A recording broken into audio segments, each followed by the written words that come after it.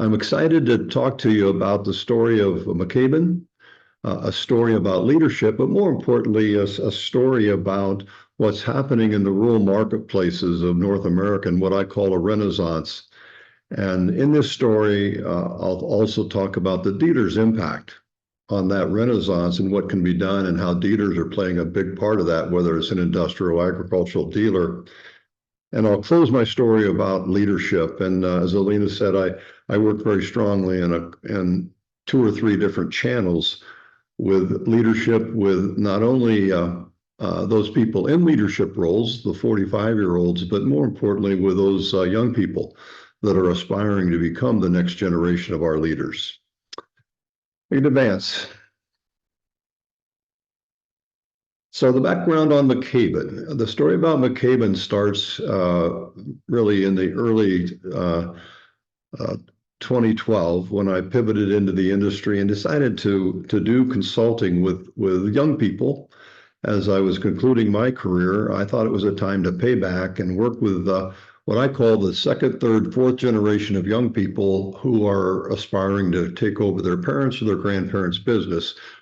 The name McCabe is founded from my board of directors, and that would be three grandchildren, Mac, Kaylee, and Ben, who were my three grandchildren at that time. Since that time, that generation has grown to be seven, and my wife Katie and I both enjoy the time we spend with them. I also, in the next slide, you'll see that I'm a member of MAC, and MAC stands for the Machinery Advisors Consortium.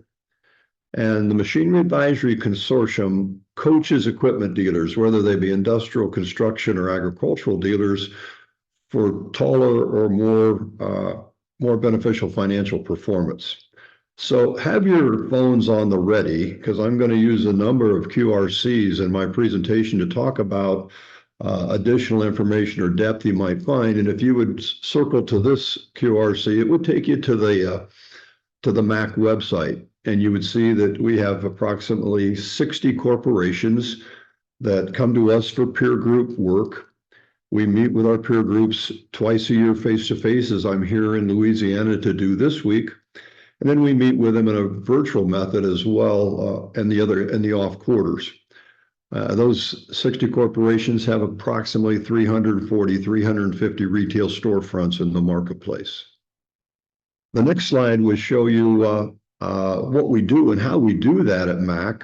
The machinery advisors are frequently asked to write articles about some of our beliefs and some of our direction. And here's two examples. The one on the right, the distance between your boardroom and your break room, is an article I wrote in 2022, and it talked about the need for consistency of direction from the senior board members of a corporation to the line people in the organization. And as your corporations grow, and as there's more facilities, and those facilities are disparate and separated, and you have vast geographies, it's even more important that there's clarity from the executives in the boardroom to those people aligned in the break room.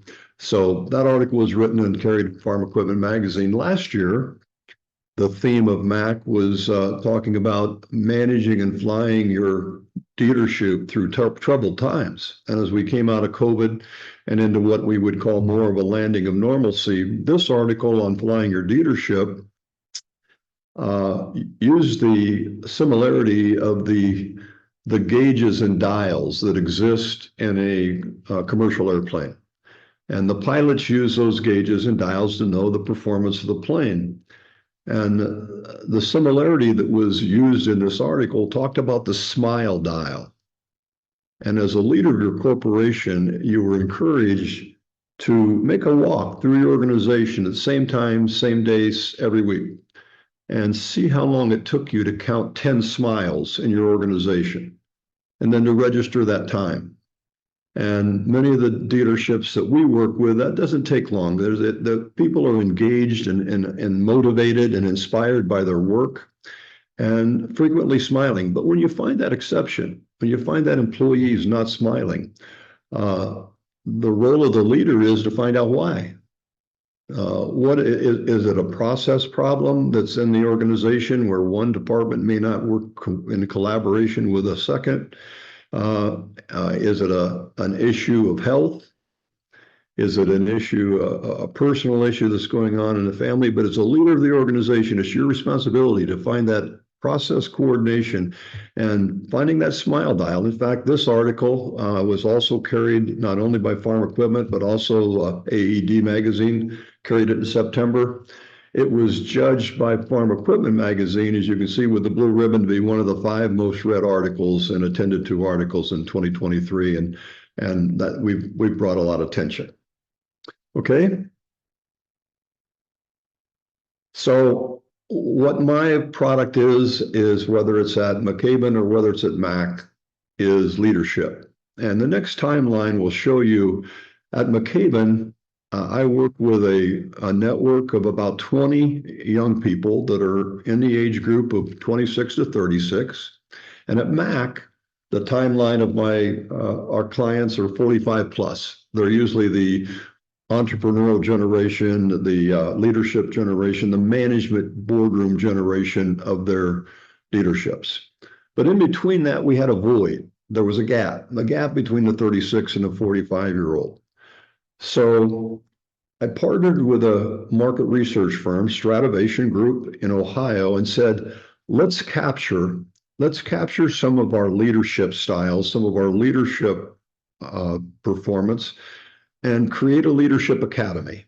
And rather than call the academy McCabe, we networked it on top of the Strativation group and called it the Strativation Leadership Academy. And you can see the QRC. If you would capture that, you'll be led to a website where you can see a 6-minute video that talks about the structure of leadership and the void that could potentially exist between the pre-COVID and post-COVID era, where a 65-year-old is being replaced by a 35-year-old.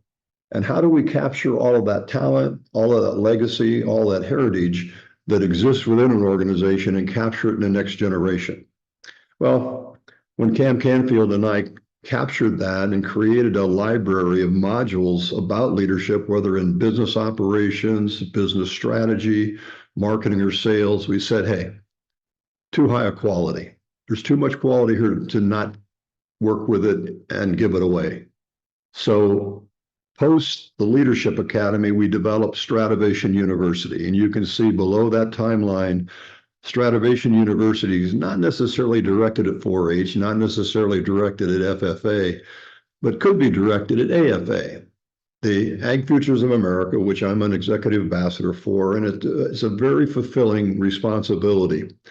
And the next slide will show you the representation of the 21 universities where students are participating in Strativation University. And we have 26 students from 21 universities and that we meet with every month. And we do the same thing with these young people that we do with many of the clients we have with Strat Leadership Academy or with our MAC advisory groups.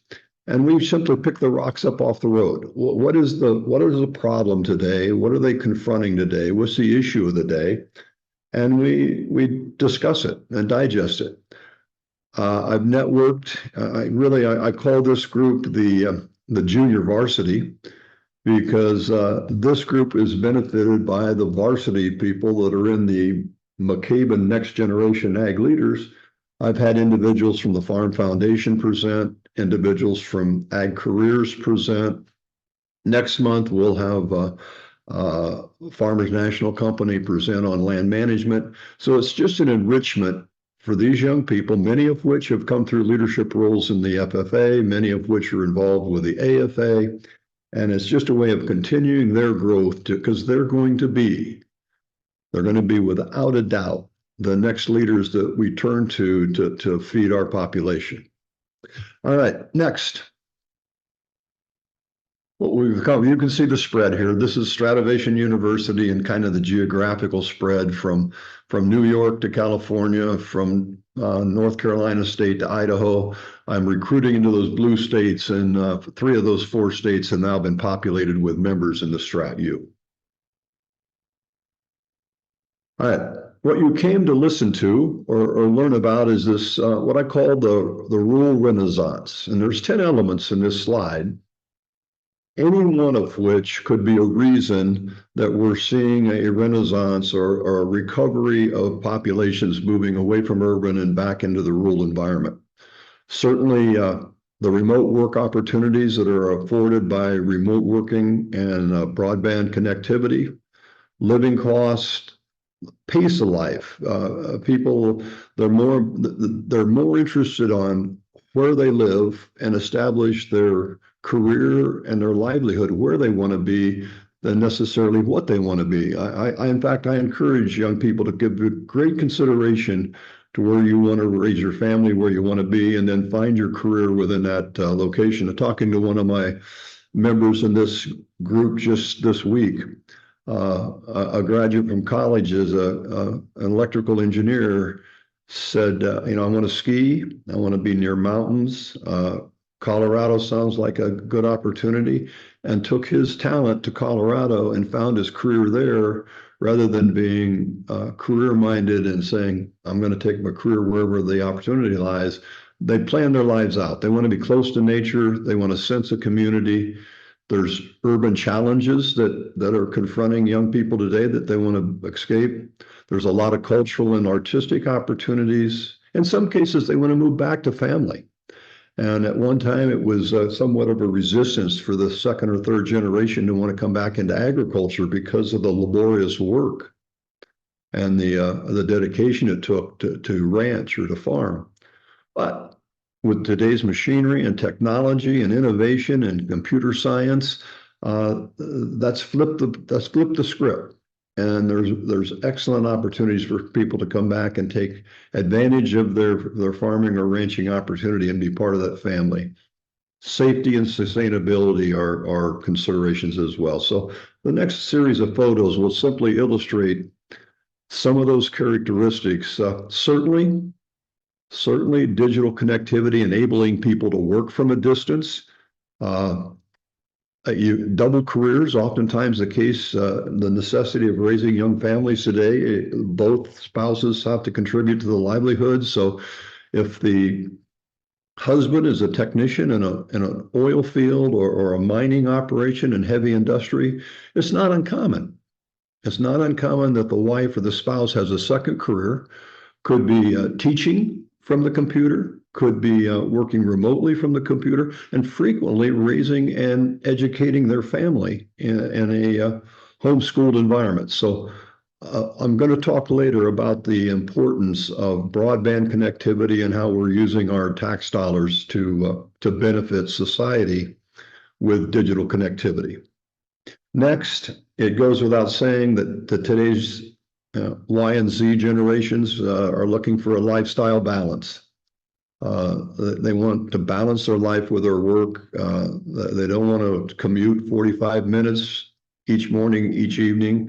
They want to be able to lift from the desk at 4 o'clock in the afternoon and coach the baseball team or take their child to ballet and dance. But that's not to say they won't return to the desk at 8 o'clock at night to complete the job. I find millennials today are very team-oriented, very task-oriented, well-led. They can be the most enterprising workforce that we've had for some time simply because of the digitization. Next, you'll see that they also enjoy the out of doors. They want to be close to nature. They want to enjoy nature, and they want to be able to live a lifestyle that gives them that balance that they can make a contribution to their employer. They can be part of a work team. That work team may be remote and disparate. They may be even on different continents, but they want to enjoy the fruits of our natural society. And for sure, they want security and sustainability. Sustainability might be a rubber word, and one that bounces around quite a bit in society. And my definition of sustainability is threefold. First of all, whatever activity you engage in has to be profitable. And that profit is as much emotional profitability and emotional stability as it is financial. So there needs to be a profit in what you do. It needs to be resource neutral. It can't take from our planet more than it gives back. So that's a very important attribute of sustainability, is in this we talk about in support of our soil, support of our resources. And thirdly, if it makes you happy, and people are looking for happiness. So profitability, resource neutrality, and happiness are the three elements of sustainability. If those things are present in what you're doing, you're going to keep doing it. And I had to smile. I had an engagement in Vegas in the last 45 days, and I'm in the airplane flying west. And the young person sitting next to me said, "Well, you're going to Vegas. Is it business or pleasure?" Well, my business is my pleasure. I don't know what I'd rather be doing than working in a leadership role and helping young people establish leadership concepts and characteristics. So security and sustainability, where you find it's important. And the next slide will say it's not what they want, it's what they don't want. If you get this picture, what they don't want is they don't want to be tied up in society's trouble, and they don't want to take time to get to work, time to get away from work, go through those frustrations. So these are all attributes that are leading our young people to a more rural lifestyle, and our businesses are benefactors of it. Certainly we need ranchers and food producers, but also in the resource generation and oils and the mining and the fields, the timbering worlds, that they need quality employees to replace and to be part of their work generation as well. Okay. This part of the discussion, this is where I talk about business, and I have a calendar here for a reason. I talk about 365 R cubed, and to me, what I'm saying is you need to, as a businessman, to be recruiting, rewarding, and retaining your workforce every day of the year. It's so often that businesses, you need new technicians. You say, well, I'm going to go out and make a campaign to hire technicians. No. You're hiring technicians every month of the year. If you're not recruiting your workforce and building the quality of your workforce every month and have a program every month to recruit and consider rewards and consider retention, then you're in second or third place, because the first class organizations for impact are recruiting, rewarding, and retaining all the while. The next slide will talk about if you go on this QRC, and I wish you would, take the time to snap on this picture, and you'll go to a study that was done in December of 2023. And take some time to snap that. The yellow bar will show on your phone, and you can open up Broadband Now study about, I'll do it with you as I'm listening. You'll see a study that was done on the broadband capacity of every state. So if you advance, there's a slide that says without broadband, it's a non-event, it's a non-starter. Go ahead and advance. So if there's not high-speed broadband, you're in trouble. And if once you're on this site, if you're on the Broadband Now research site, swipe a couple times and you'll go down to a map that looks like the map I'm illustrating here on the slide. And there's some curiosity here. If you look at the very bright blue states, those are the top 10 states based on, as the headline would say, based on the coverage, the speed, and the price access of broadband. And I'm not talking broadband for the purpose of gaming. I'm talking broadband for the business being connected with their business, connected with their equipment, connected with their employees, connecting the organization. We're going to need digital connectivity as an essential resource of business.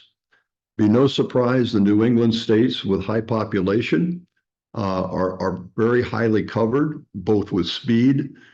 But notice Massachusetts. I think there's a college in Massachusetts. It's one of our stellar institutions called Harvard. And Massachusetts is not in the top 10. As a matter of fact, they're in the bottom 10.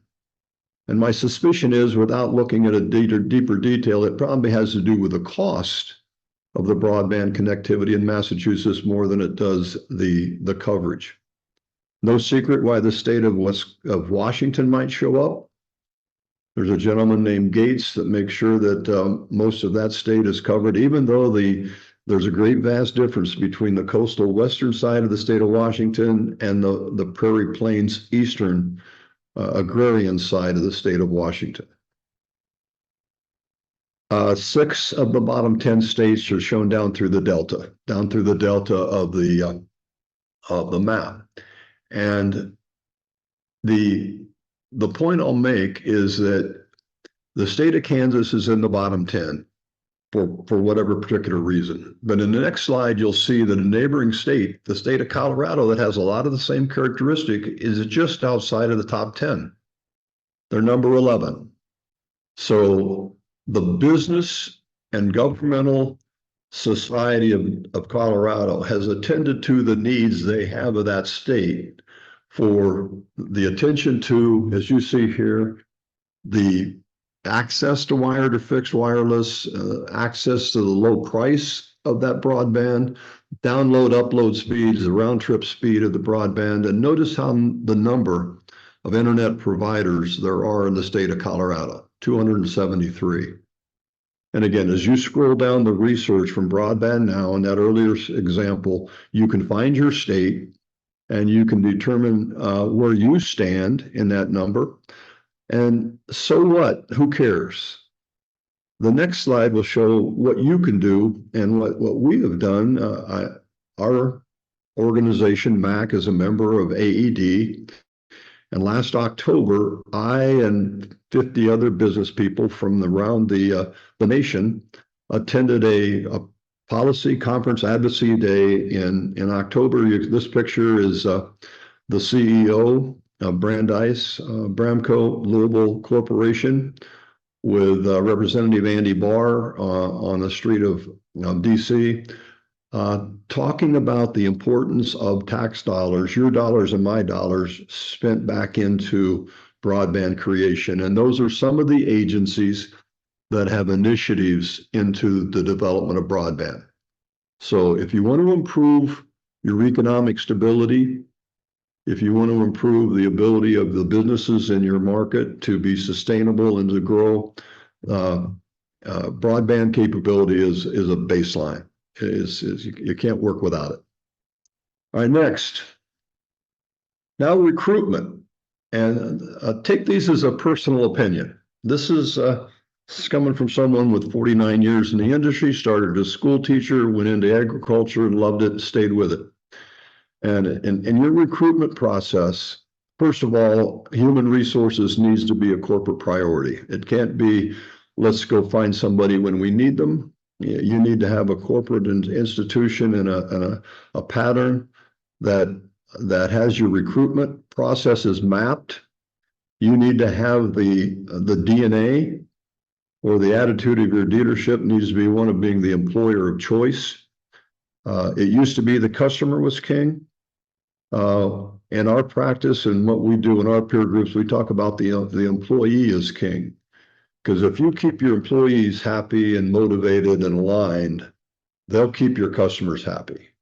And in today's, I'm going to say, non-employee rich environment, when you find good talent, and particularly it's true of the technical talent in our shops, they're worth their weight in gold. So it's important that you become and develop a culture in your business of becoming not the dealer of choice, but the employer of choice in your community.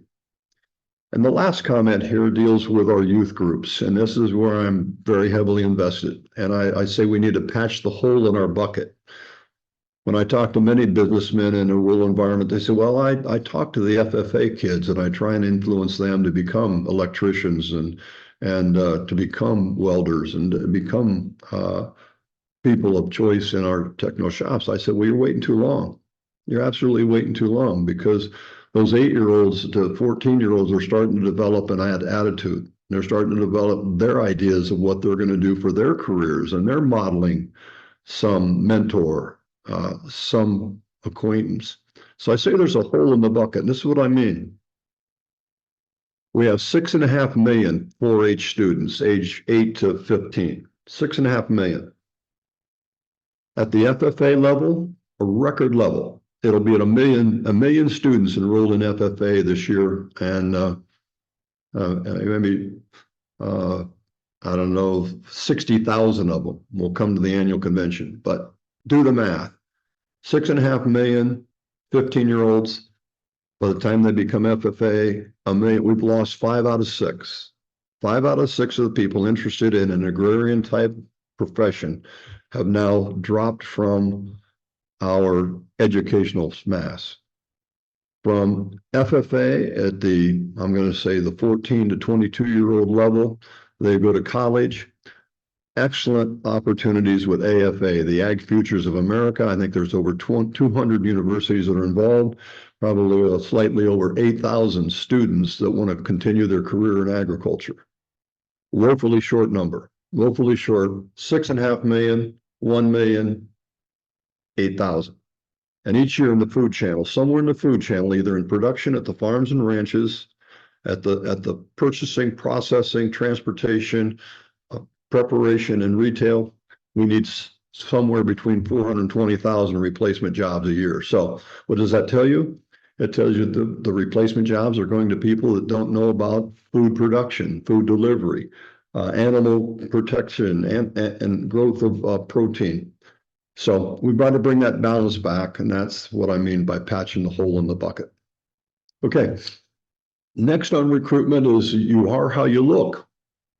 And people think, well, I'm gonna do a phone interview. I'm gonna do a threshold interview with the employee. He comes across the threshold and we have an interview.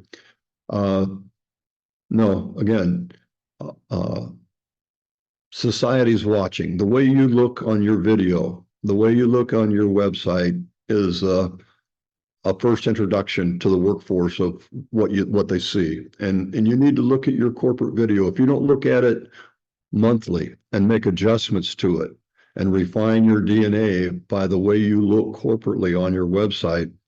I'm not in this presentation, but I do in some play an example of a recruitment video, a website recruitment video. In this case, I got permission from the power equipment company, from PEC, to do that in AED. But if your video doesn't reflect your owner's vision, your business mission, your corporate values, if it doesn't have examples of an environment working in a team culture, then you're in second place, because the good ones do.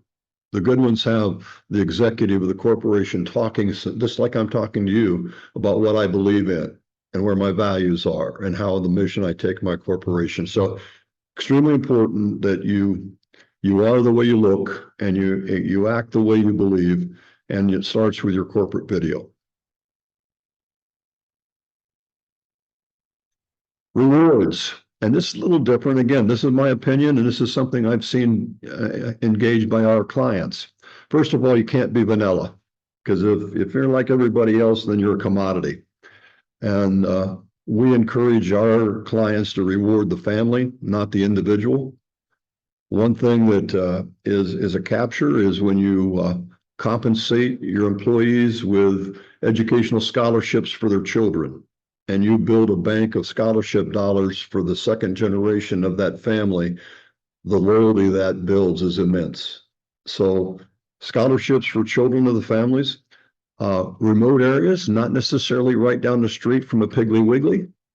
The food supply is something that they have to pay attention to on a more weekly basis instead of an hourly, daily basis, whereas people driving into Chick-fil-A. So one of our clients talks about cooperating in a side of beef. I mean, they have clients and customers that raise animals on the ranch. They have a direct line of communication on purchasing and processing those animals.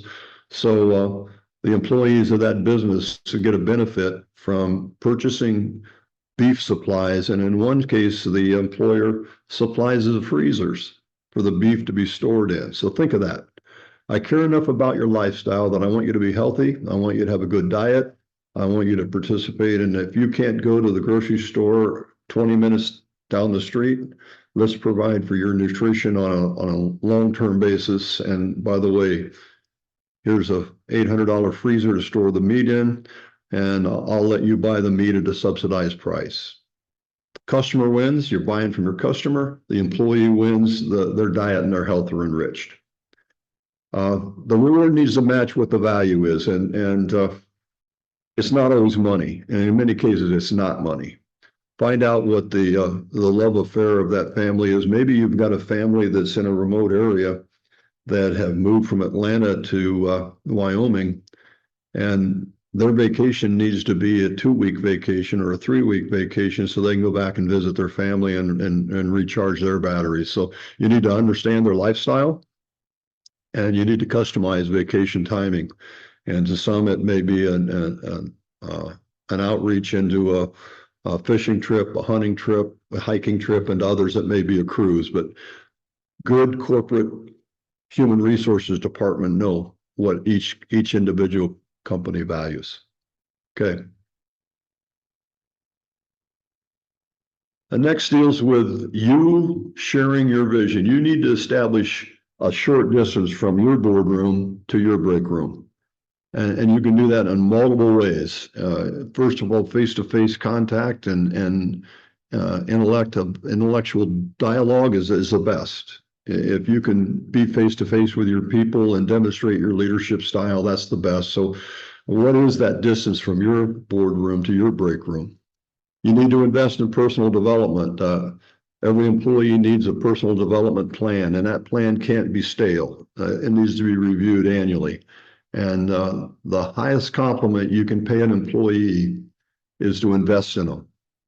And I believe strongly that people go where they're invited and they stay where they're appreciated. And one of the most valued appreciation is train me, prepare me for the next career, the next job in the career, and show me where my career path and my career journey can be within this corporation. And be a pillar in that community, invest in the community. In these examples, it could be a work day where you take your resources and technicians and you build a park, you're contributing and donating your time. Once you're established in that community, you will become the employer of choice because people want to work for someone who values the society they live in.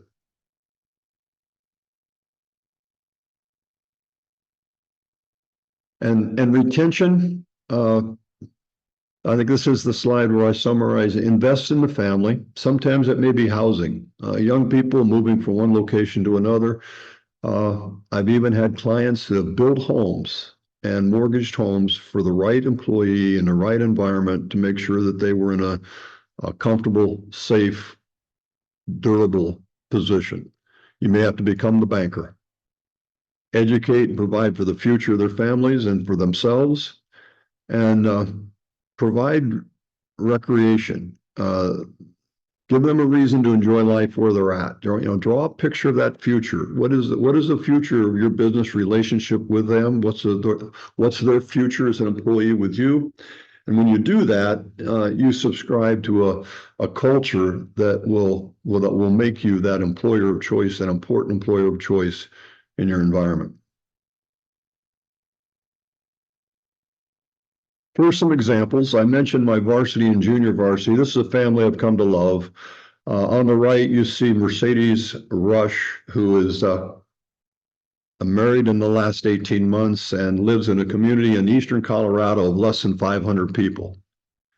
Mercedes has made over 45 plane trips as an employee for AFA in the last year. She could have circled the world in an airplane 2.5 times in her career. So she has a very high profile, visible, successful career, lives in a community of 400 people in eastern Colorado. Her husband works in an agricultural environment. Two of them are as happy as they can be. She's on my next generation of leadership team, and I am blessed to have her.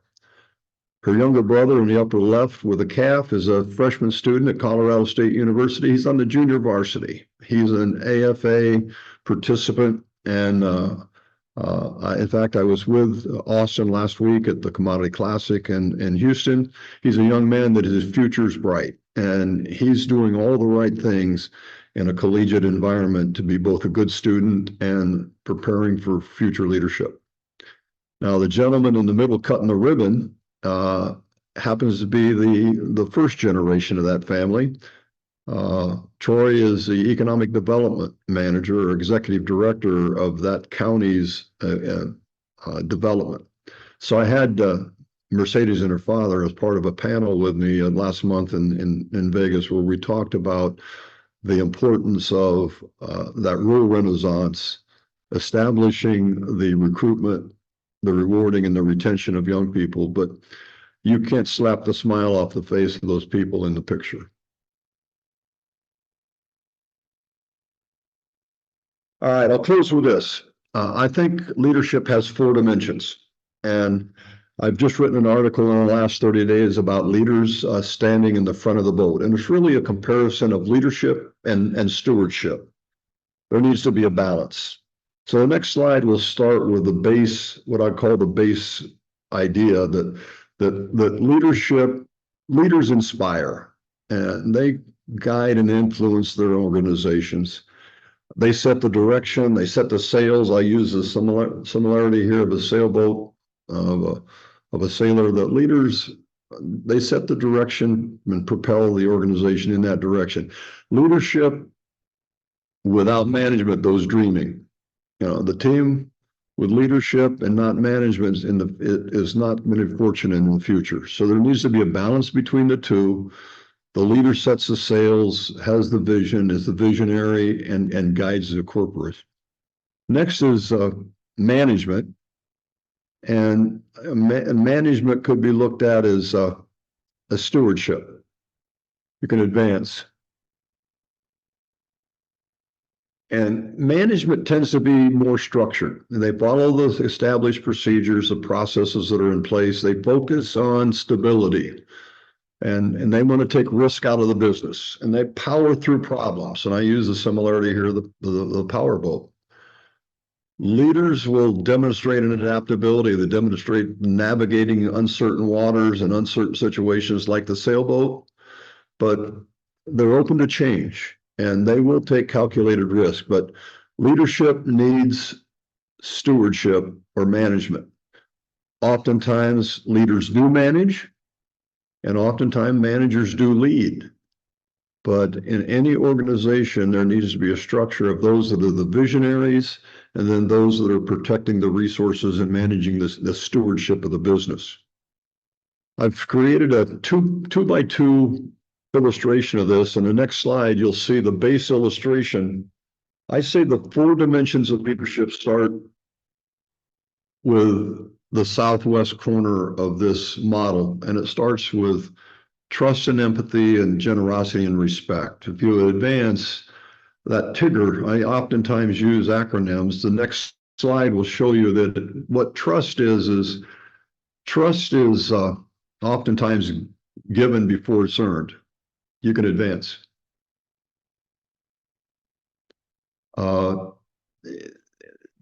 Trust is a basis for any relationship, and it's significant that leaders take action and show trust and extend that trust into their organization to other stewards or managers.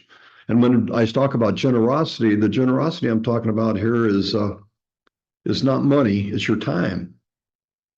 Leaders and stewards and managers all have to share time with their employees so that they're connected and moving in the same direction. Empathy, in this case, I use the example of I never ask someone to do a job that I haven't done myself, and you understand the implications of what they're sacrificing to do that job. I think Simon Sinek probably says it best in some of his videos in talking about the empathy of leadership and understanding your employee's position. You need to know what impacts that team. Then lastly, respect. It's placing someone else's interest above your own. And people see very clearly a respectful leader and someone who respects what they're doing in their work, and that respect is oftentimes reflected in empathy. So you can advance. This base structure is what I call the first square, the southwest corner. The second dimension, going vertically, leading towards growth, deals with alignment and motivation.